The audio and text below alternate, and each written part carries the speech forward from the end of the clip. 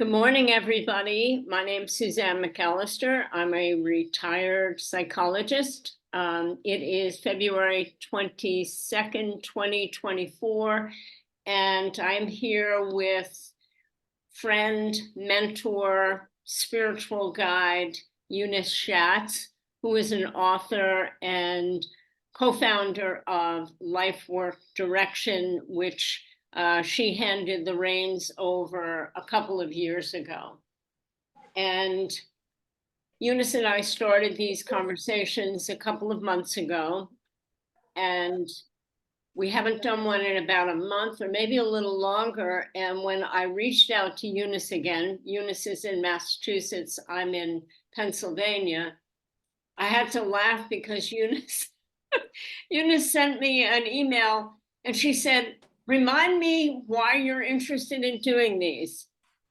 And I thought, I love this. I love that you are just open and wanting to hear again, what is it that I think you have to offer? So, having said that, I don't know a lot of people who are your age. And in fact, I'm trying to think, I don't know anybody else who I'm close to right now who is in your age group.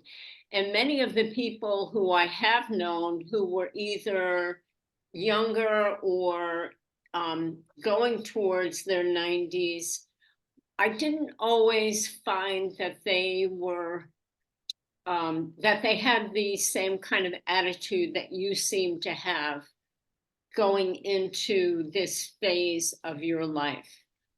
And we talked about third phase, meaning 75 and above, but I'm actually going to push that out a little bit and say maybe 85 and above. And so what I have wanted to do selfishly is to learn from you. If I'm fortunate enough, I will reach my mid 80s, my early 90s, and I have no idea what kind of condition I'll be in physically, mentally, health-wise. So there's no way to predict that. But what we can say is that you have your mental faculties, and in my estimation, you have something of value to share.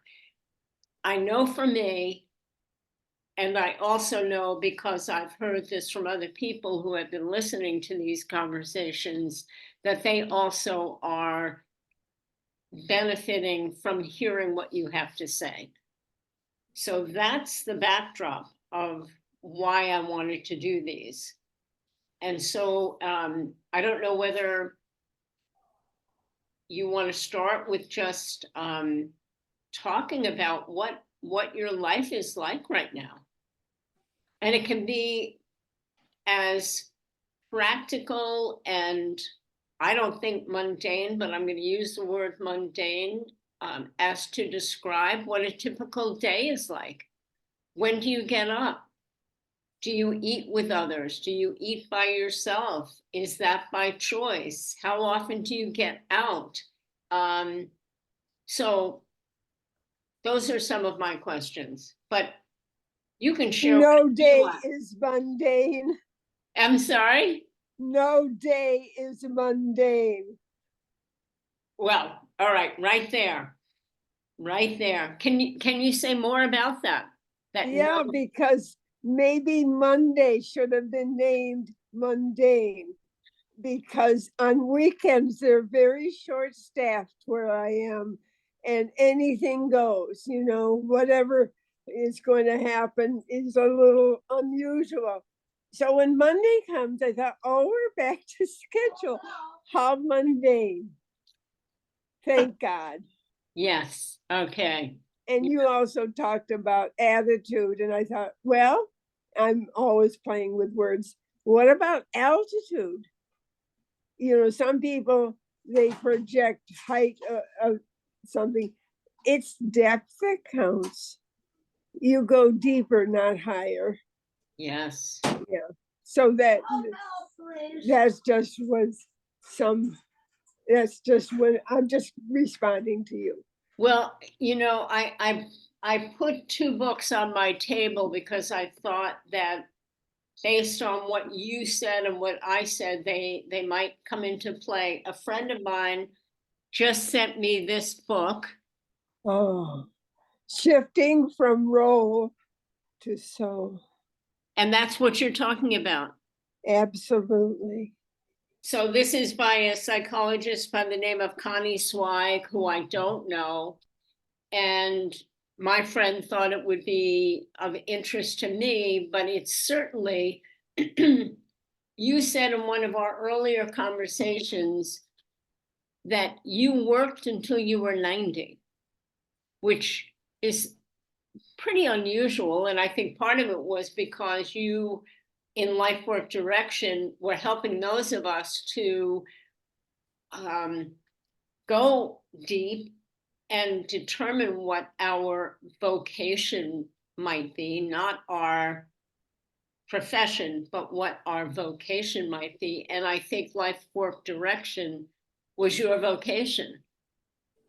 And so you did it until you were 90. But now you've transitioned from role to soul. Yeah, I rolled right into it. In your wheelchair.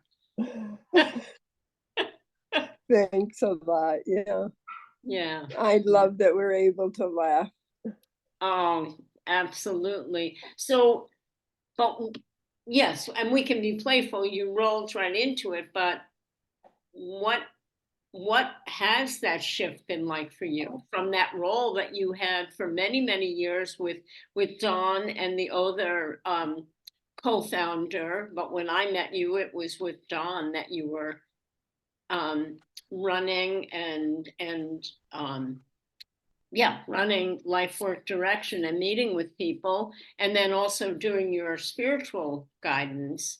So what has that shift been like for you to go from serving in that role to what you're doing right now? I think when the role to soul is saying it, that you're proud because I worked until I was 90. I'm still a piece of work, as the saying goes. I'm still here.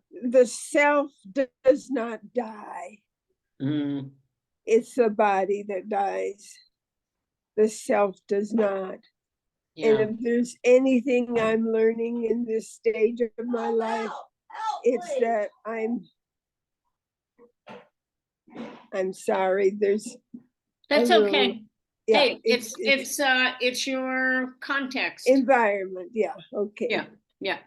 So anyway, you said if there's anything that you're learning and then you stop. The real true self, of whatever you call the real self, that's encased in your body, and thank God for the body. Yeah. Most of the time, but that is endless in examining. It's creative and fruitful. And of course the question arises, is there a purpose in that? And so I am hungry and curious. And those are gifts that I have. And the hazardous part of it is that I'm in a hurry and I make mistakes and I do things too fast, and I, want to control things and stuff like that. I could go on, but I don't need to. This isn't confession time, but maybe it is. Maybe it is. It's not a bad idea, Thank you for who you are. Yeah. Who you are is so much more than just the face I see before me, Yeah, your body will go like everybody's does, and we watch it, wrinkle by wrinkle, pain by pain and stuff. Yeah. So that would be the gist of what I would begin talking about. And when you talk about the self, I forget your exact words, but the self doesn't die. What can you say what you mean when you say the self? Like, how would you describe that for you? I love that you ask that. I love that I can't easily describe it, but it's meaningful enough to me that it's important that I try. Okay. I am influenced by the near-death experiences that many people are having, and so people are probably aware of that. I recently came upon Eben Alexander, who's well known for this. He's a neurosurgeon. So what happens when the brain is dead is of enormous interest and import to such a person. He sees it more complexly than I would. Mhm. But it opened up for me.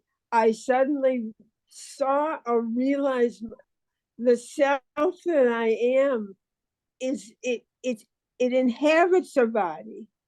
Mhm. Now, how important is that body? Well, it's part of it because it gives you pain and it well, it does a lot, gets me from here to there and stuff like that. But it makes me appreciate other people, Hmm. that who they are at the core is so much more than their role or title or a given position they're put in.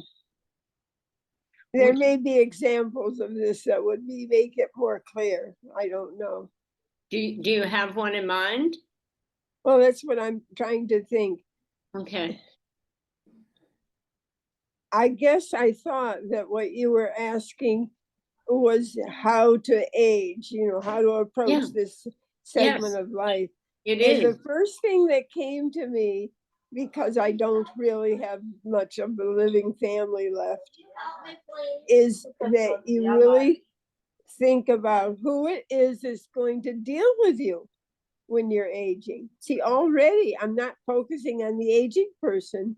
I'm focusing on the fact that they have needs and who will pay attention to them. So sometimes maybe people who listen to this need to think, where do they want to live? Mm-hmm. Because sometimes, and because of the way our economy has been and real estate has been, it pays to sell their house. Mm. And where will they move? Well, move next to somebody who loves you and wants to take care of you. And Yes. that may not be the obvious one. Think about it, Mm-hmm. Mm-hmm. because they're going to help carry you through that time. And in your situation where you just said you don't have a lot of living relatives, I know you have, I think, a niece in California. That's all I have, yeah. And she's very busy with her great and great grandchildren. Yeah. So, given your situation, because I think you're not the only one who doesn't have, say, an extended family, and I know you and Dawn moved into a residence first when you left your home. And then when Dawn passed and you had your stroke, you moved into the residence you're in now.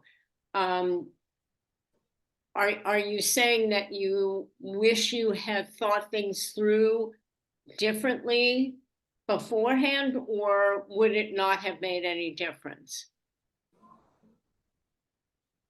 I have to admit a little foolishly that it would not have made any difference, because I don't think I was closely attached to the issue of money.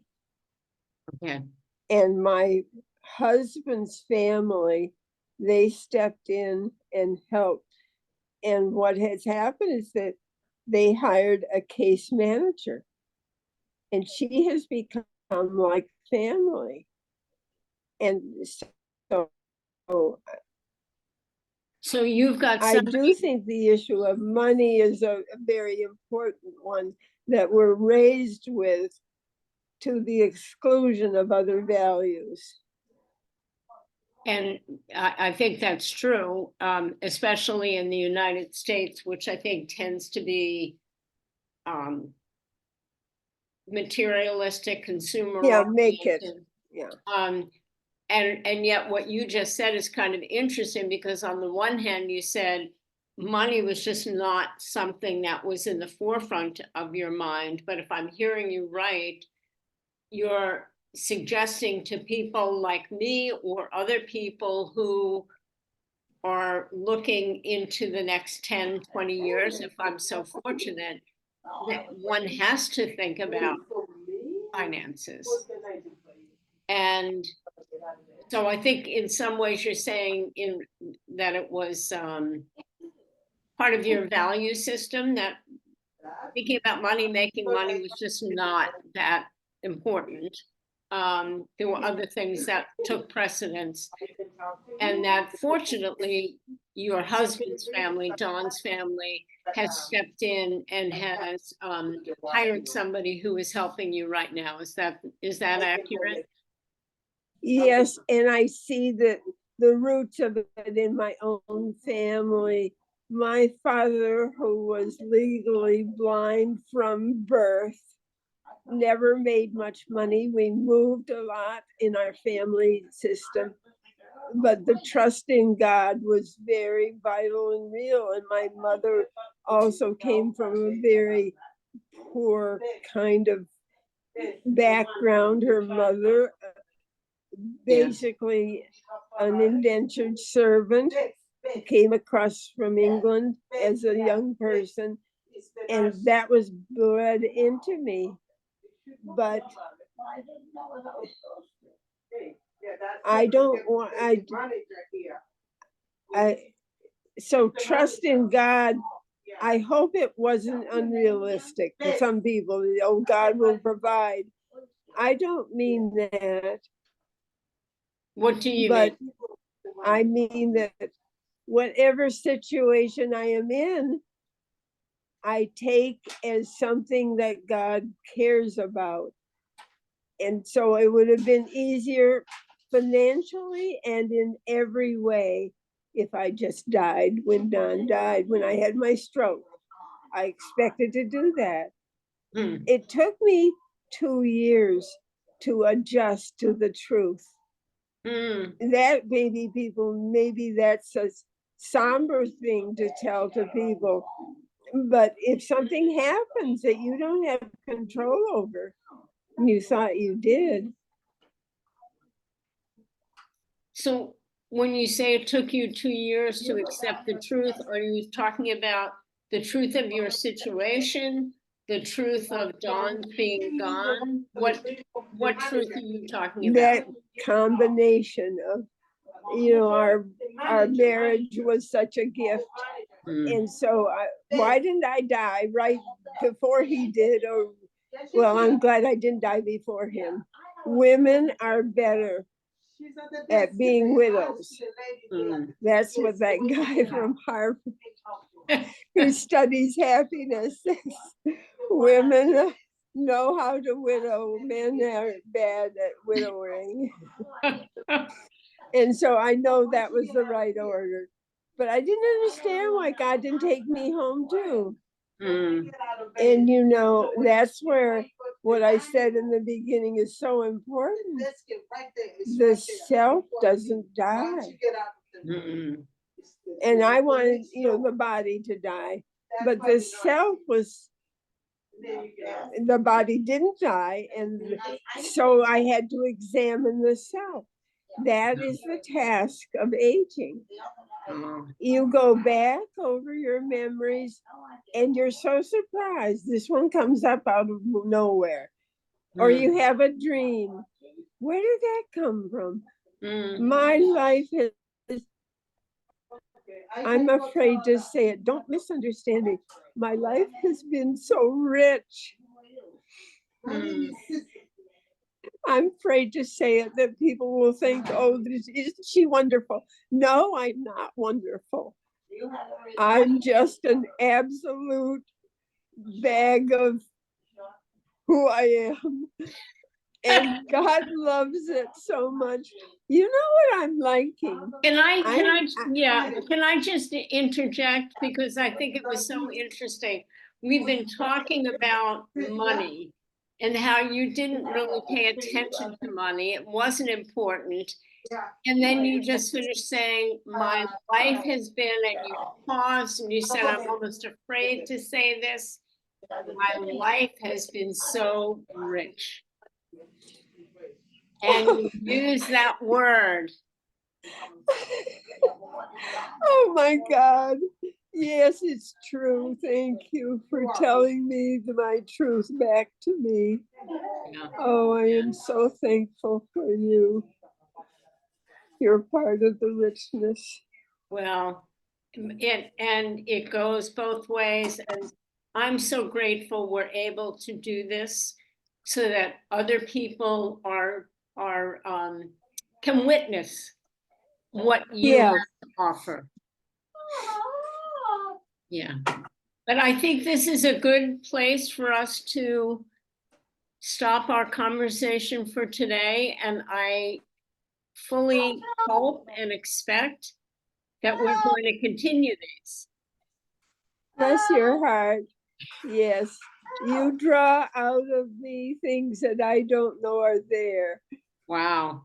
Hey, you know, that's to me I love it when that happens to me, and I'm grateful if that happens for you with me. That's a gift for me.